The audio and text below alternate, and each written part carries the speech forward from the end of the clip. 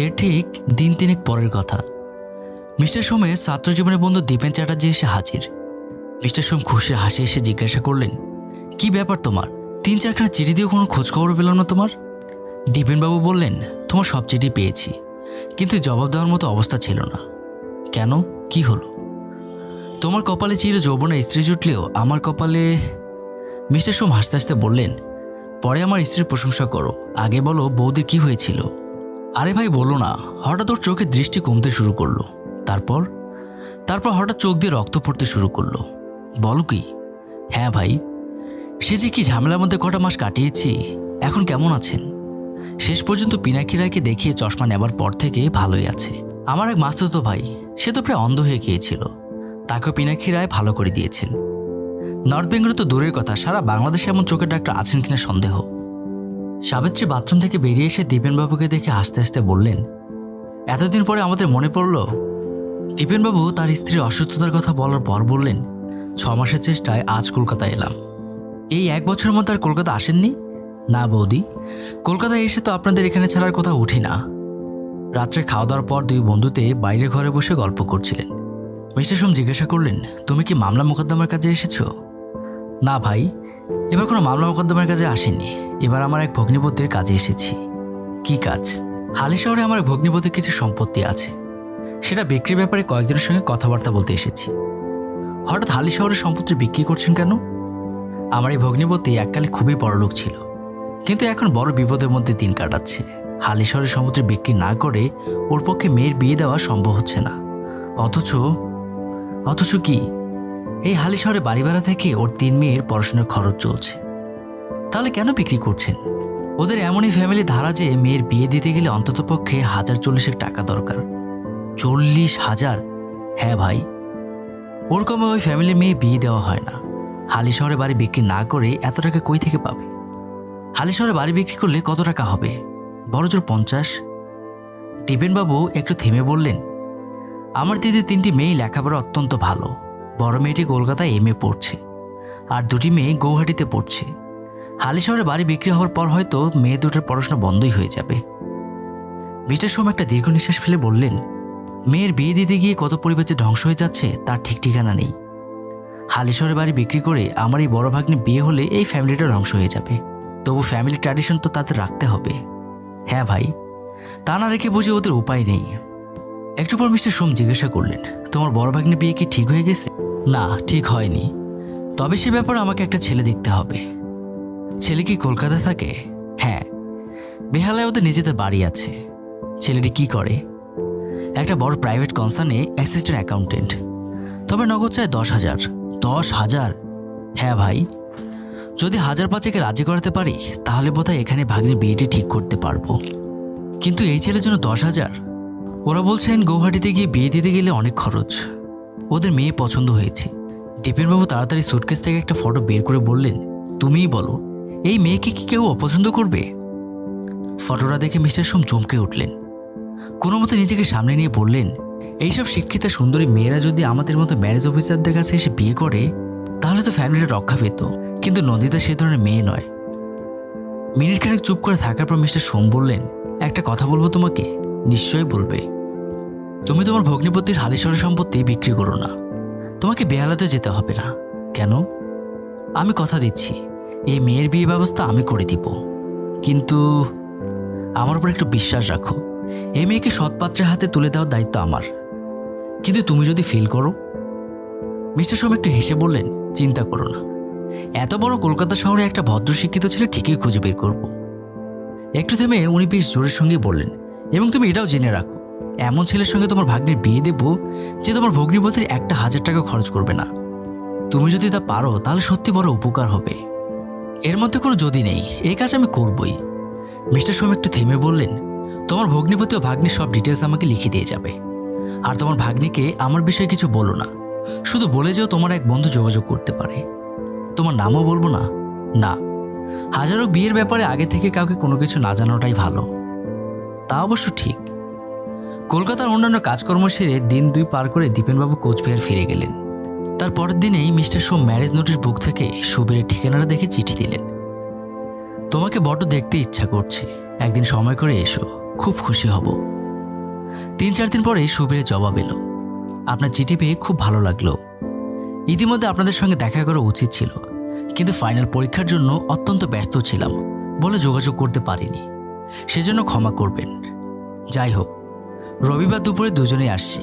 মাসিমাকে বলবেন দুপুরে দুজন খাবে। রোজ থেকে যে মান্দায় বাজার করে দেয়, কিন্তু রবিবার সকালে উঠে মিস্টার সোম নিজেই বাজার গেলেন। শাকসবজি মাছ ভর্তি থলে রান্নাঘরের সামনে রেখে সাবিত্রীকে বললেন, হ্যাঁ গো, আলু বোখারা এনেছি। খুব ভালো করেছো। তুমি বেরিয়ে যাওয়ার পরেই আমার মনে পড়ল। খানিকটা পরে দুটি ছেলে মেয়ে এসে বিয়ের নোটিশ দিয়ে গেল। ওরা চলে যাবার 10-15 মিনিট পরেই সুবীর আর নন্দিতা এসে হাজির। বহুদিন পরে ছেলে আর পুত্রবধূ এলে যেমন আনন্দ হয়, ঠিক সেই রকম আনন্দে ঝলমল করে উঠলেন মিস্টার সোম আর সাবিত্রী। বাইরের ঘরে চেয়ার টেবিলে না, ভিতরের ঘরে বিছানার উপর বসে চা খেতে খেতে চারজনে মিলে বেশ কিছুক্ষণ আড্ডা দিলেন। তারপর সাবিত্রী বললেন, তোমরা বাইরে ঘরে গিয়ে গল্প করো, আমি আর নন্দিতা রান্না সেরে নেই। বাইরের ঘরে এসে ওরা দুজনে পাশাপাশি বসলেন। মিস্টার সোম বললেন, একটু জরুরি কথাবার্তা বলার জন্য তোমাকে ডেকে এনেছি। সুবীর উৎকণ্ঠার সঙ্গে ওর দিকে তাকাতেই উনি হেসে বললেন, না না, চিন্তার কিছু নেই। এবার সুবীর নিশ্চিন্ত হয়ে একটু হাসে। মিস্টার সোম জিজ্ঞাসা করলেন, তোমাদের বিয়েটা কিভাবে হলো? সুবীর বলে, এককালে আসামের 3-4টে চায়ের বাগানের মালিক ছিলেন নন্দিতার বাবা আর কাকারা। তারপর পারিবারিক শত্রুতার জন্য একে একে সব বাগান মারোয়ারিদের কাছে বিক্রি হয়ে গেল। এখন আর ওর বাবার অবস্থা সত্যি খুব খারাপ। সুবীর একটু হেসে বলল, আমাদের দেশে বা সমাজে অর্থ না থাকলেও ঐতিহ্য থাকে। এখন পারিবারিক মর্যাদার মতো নন্দিতার বিয়ে দিতে হলে ওর বাবাকে সর্বস্ব খোয়াতে হবে। তোমাদের এই বিষয়ে সম্বন্ধ করলো কে? ইন্দিরা গাঙ্গুলি। সুবীর একটু হেসে বলল, আমার ছোটদির নাম ইন্দিরা, তাই ও আমার সঙ্গে পড়লেও আমি ওকে ছোটদি বলি। তাই নাকি? হ্যাঁ, ছোটদি আর নন্দিতা হোস্টেলে একই ঘরে থাকে। তোমার বাবা কি করেন? আমার বাবা মারা গিয়েছেন। তাই নাকি? হ্যাঁ। বাড়িতে আর কে কে আছেন? দিদি ও ছোটদির বিয়ে হয়ে গেছে, এখন বাড়িতে আমি আর মা আছি। তোমাদের সংসার কে চালান? আমাদের বাড়িটা নিজেদের, একতলা 2টি ফ্যামিলি ছাড়াও 4টি দোকান ঘর আছে। তাহলে তো ভাড়ার টাকাতে সংসার চলে যায়। আপনাদের আশীর্বাদে ভালোভাবেই চলে যায়। এই বাড়ি ভাড়া ছাড়াও বড় বড় কোম্পানির কিছু শেয়ার আছে। তোমার বিয়ের কথা কি মা জানেন? না, তবে মা জানেন নন্দিতাকে বিয়ে করব। মায়ের কি মত আছে? সুবীর হেসে বলল, নন্দিতাকে মায়ের খুব পছন্দ। নন্দিতার বাবা মাও নিশ্চয়ই বিয়ের কথা জানেন না? না, আমার পরীক্ষার রেজাল্ট বেরোবার পরেই সবাইকে জানানো হবে। সুবীর মুখ নিচু করে বলল, আমাদের বিয়ে হলেও আমরা আগের মতোই আছি। মিস্টার সোম সুবীরের কাঁধে হাত দিয়ে বললেন, তুমি যে খাঁটি সোনা তা তোমাকে প্রথম থেকেই বুঝে ফেলেছি। একটু থেমে বললেন, তাহলে তোমার রেজাল্ট বেরোবার পর আনুষ্ঠানিকভাবেই বিয়ে করো। হ্যাঁ, তাই করব। সাবিত্রী আর নন্দিতা বাইরের ঘরে আসতে মিস্টার সোম বললেন, বসো। তারপর হাসতে হাসতে নন্দিতার দিকে তাকিয়ে বললেন, বেহালার একটি ছেলের সঙ্গে তোমার বিয়ের সম্বন্ধ করার জন্য দীপেন কলকাতায় এসেছিল। নন্দিতা অবাক হয়ে জিজ্ঞাসা করল, ছোট মামার আসার খবর আপনি জানেন কিভাবে? সাবিত্রী হাসতে হাসতে বললেন, দীপেন ঠাকুরপো ওর ক্লাসের ফ্রেন্ড, উনি কলকাতায় এলে তো সবসময় আমাদের এখানেই থাকেন। নন্দিতা প্রায় চিৎকার করে উঠল, তাই নাকি? মিস্টার সোম জিজ্ঞাসা করলেন, দীপেন কি কি কাজে কলকাতায় এসেছিল জানো? নন্দিতা মাথা নেড়ে বলল, না। তোমার বিয়ের জন্য তোমাদের হালিশহরে বাড়ি বিক্রি করতে আর বেহালা ছেলের সঙ্গে তোমার বিয়ে পাকা করতে। এতক্ষণ শোনার পর সুবীর জিজ্ঞাসা করলো, উনি যে নন্দিতার মামা তা জানলেন কিভাবে? দীপেনের কাছে নন্দিতার ফটো দেখি। নন্দিতা বলল, ছবিটা না দেখলে তো কেলেঙ্কারি হয়ে যেত।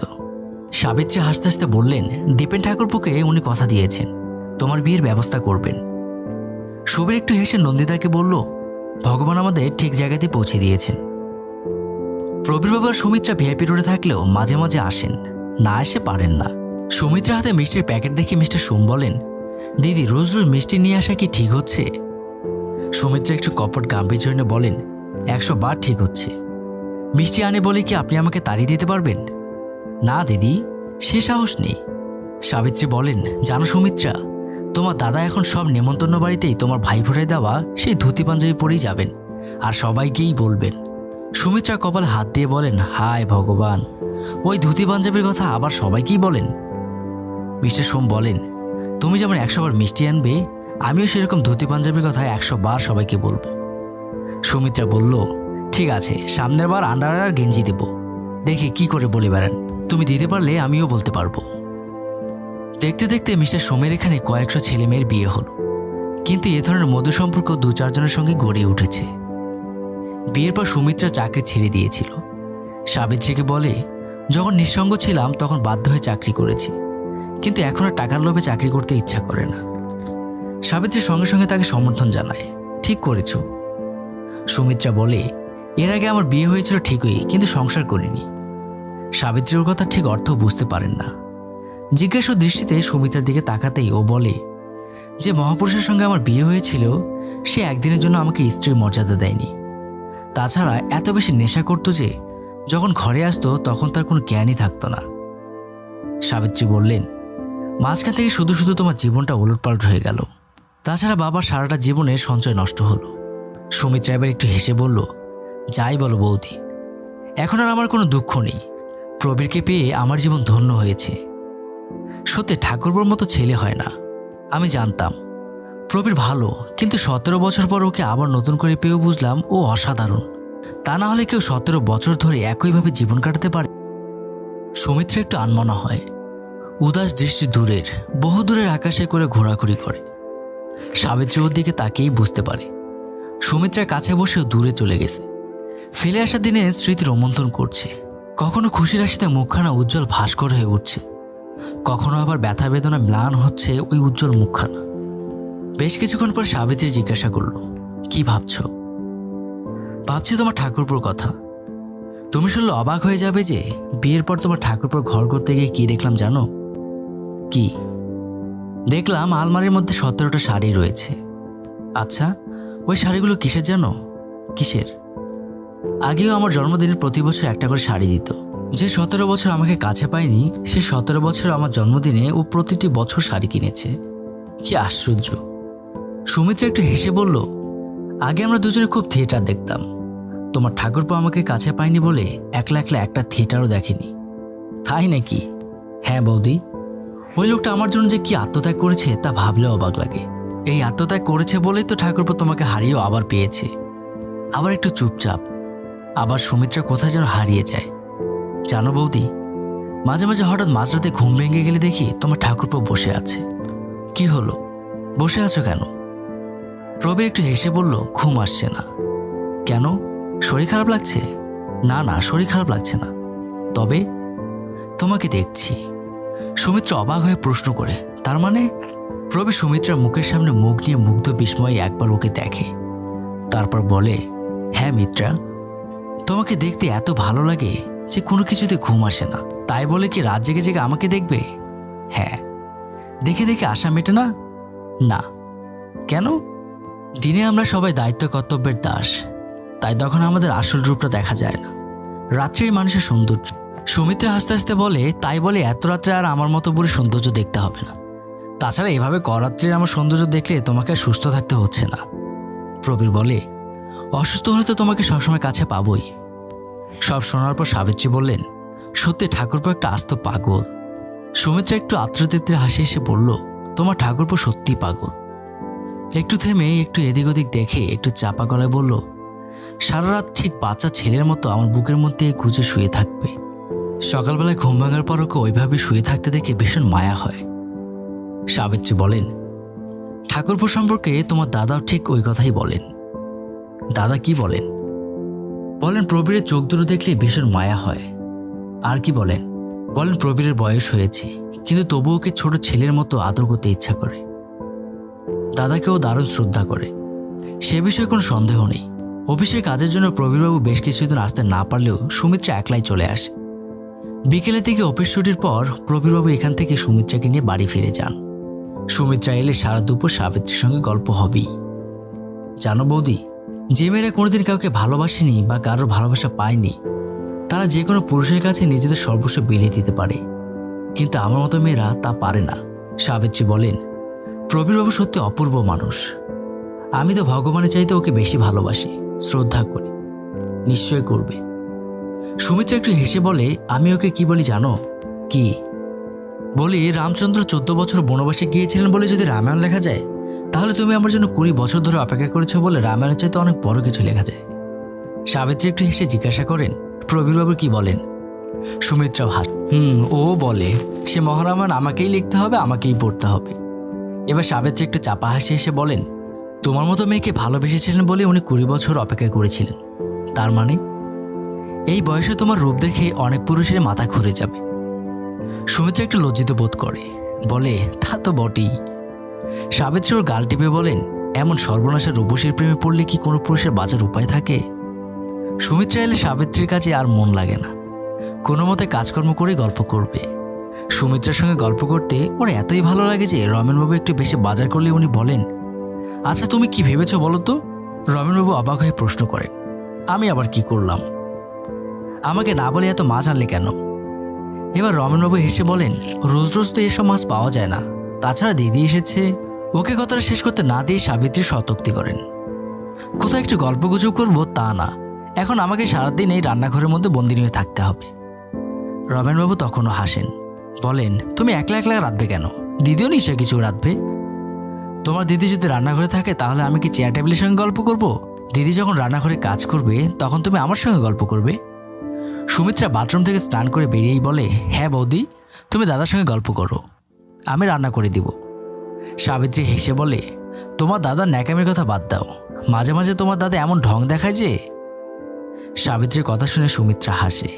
রমেনবাবু সুমিত্রার সামনে এইসব কথা শুনে অস্বস্তি বোধ করেন, একটু লজ্জিত হন, তাই বলেন, বলছিলাম অনেকদিন তো দিদির হাতে রান্না খাই না, তাই। সুমিত্রা বলে, তুমি যাই বলো বৌদি, আজ আমি তোমাকে রান্নাঘরে ঢুকতে দিচ্ছি না। সুমিত্রার প্রবীরবাবুর বিয়ের পর শুধু ওদের জীবনের নতুন অধ্যায়ের সূচনা হয়নি, ওদের বিয়ের পর ম্যারেজ রেজিস্টার রমেন সোম ও তার স্ত্রী সাবিত্রীর জীবনেও আনন্দ জোয়ার এসেছে।